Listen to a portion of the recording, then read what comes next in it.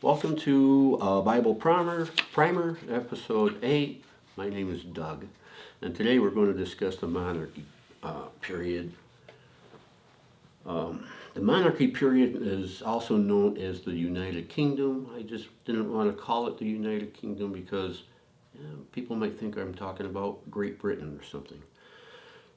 The monarchy period is a period of time in Israel's history when Israel really grew to be a real nation in the area. Before then, during the previous time, during the time of the theocracy, Israel was more of a confederacy. We use the word tribalism now. They were 12 tribes, and they tended to identify more with the people tended to identify more with their tribes than with the group of Israel. But with the monarchy period, what they did is they called out for a king, and the last judge, Samuel, was called on by God to go anoint a king, twice actually, and the king then united the whole country, all of Israel, under one governorship. So there's only three kings in the monarchy period, and the first one is Saul. Saul's the first king, and he brought a level of independence to Israel in the same way that the judges would rise up and defeat an enemy to kick off the oppression that a neighboring nation was bringing against them. Saul was he was anointed by God through Samuel to be king, and he was able to rise up, and his primary opponent in his reign was the Philistines, who were oppressing Israel at the time, and he was able to rise up and stop that oppression. Now, he wasn't able to rise up and defeat the Philistines, but he was able to match them, and he was able to stop their oppression into his country. So he had success. He was putting Israel on the map, if you will. He had a problem, though. Saul was interested in Saul. He was interested in his own family line. He was interested in his own kingship. And he became less interested in God's will and desires and began to disobey God, and that disobedience began to stagnate his prominence in the area. During Saul's reign, there's a young boy that's born during the reign and grows up to be a young man, a teenager, and I'm sure you've heard of him. His name is David. There's an incident which, again, I'm sure you've heard of David and Goliath.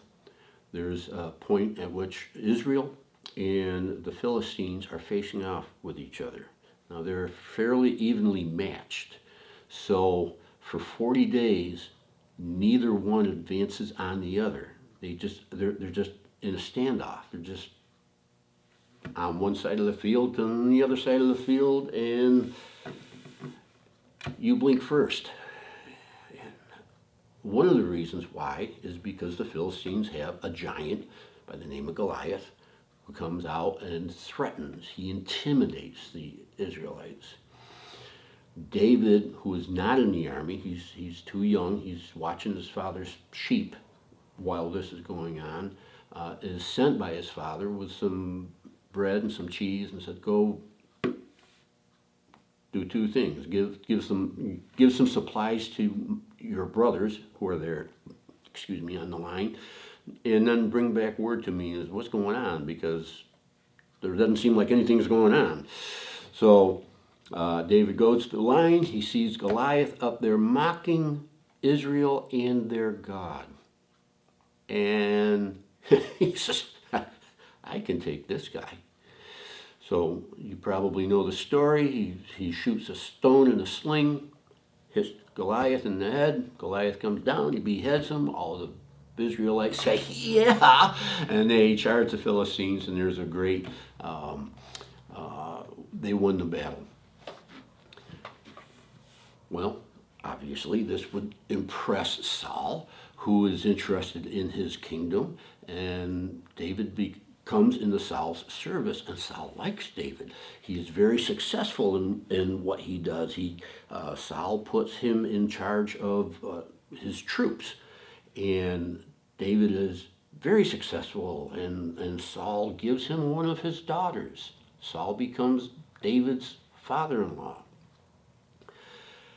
And as David is successful in all that he does,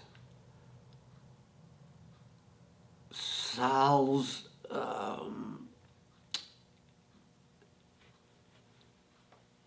begins to become a little more fearful, jealous, unsure of David. David is becoming too good, too successful, too powerful. David might take over the kingdom from Saul and his family. And this maddens Saul. And he is not accepting of David. He tries to kill David. David runs from Saul's presence, and as he's running, Saul himself and his troops try to hunt him down. David even escapes to the enemy side to escape being hunted down by Saul. And while he's running from Saul, there's a lot of people who are discontent with Saul who begin to join ranks with David. So a battle ensues between Saul and the Philistines. Doesn't have anything to do with David in a sense. Between the Israelites and the Philistines. And Saul gets wounded in the battle. And Saul dies because of the battle. So David has free reign to come back into Israel, and he goes to his home territory of Judah. And there's a hip hip hooray, and all of Israel says, Saul was our king, he's died, let's put in his son as king. And all of Judah says, no, wait a minute. David's pretty successful, and Samuel anointed him too to be king. Let's make David king. And for 7 years, there's almost these two different nations, if you will, Judah and all the rest of Israel, until Saul's son dies. And Israel kind of comes to David and says, you know what? You're an Israelite, we're Israelites, why don't you be king over all of us? So David becomes king over the whole nation of Israel. And he is best known as being a man after God's own heart, which is the reason why everything he did was successful. Except he was also human, and he made some mistakes along the way. David has children. He has a son by the name of Solomon. You've probably heard of Solomon. Solomon becomes the third king in the monarchy over the whole nation of Israel. And Solomon is best known for three things. The first thing he's probably best known for is his wisdom. You may have heard of the wisdom of Solomon. He was thought to be the wisest man in the world of the time, and he was blessed. It was a godly wisdom. God blessed him with wisdom. Another thing that he's known for is his wealth. David left him a strong military. No question about that. Solomon becomes king. He's got a strong military. This is a good thing to have. But between the military and the wisdom that God gave him, Solomon is able to collect large amounts of silver and gold and wealth into the nation of Israel. There's a passage in the Bible that says silver was as common as stones because there was just so much wealth that Solomon was able to bring into the nation of Israel. The third thing that Solomon is known for is women. The man had 700 wives and 300 concubines. Now, a lot of that was political, but nevertheless, that's a lot of wives. And for a man who was so wise, it really turned out to be a foolish thing to do because his wives, mostly being of foreign nations, led him astray in his spiritual fervor that he had in the beginning. And things started to become maybe not so rosy at the end. And he would have a son by the name of Rehoboam. And this united monarchy that they all enjoyed would be split in a civil war. But we'll talk about that next time when we talk about the divided kingdom. So, thank you.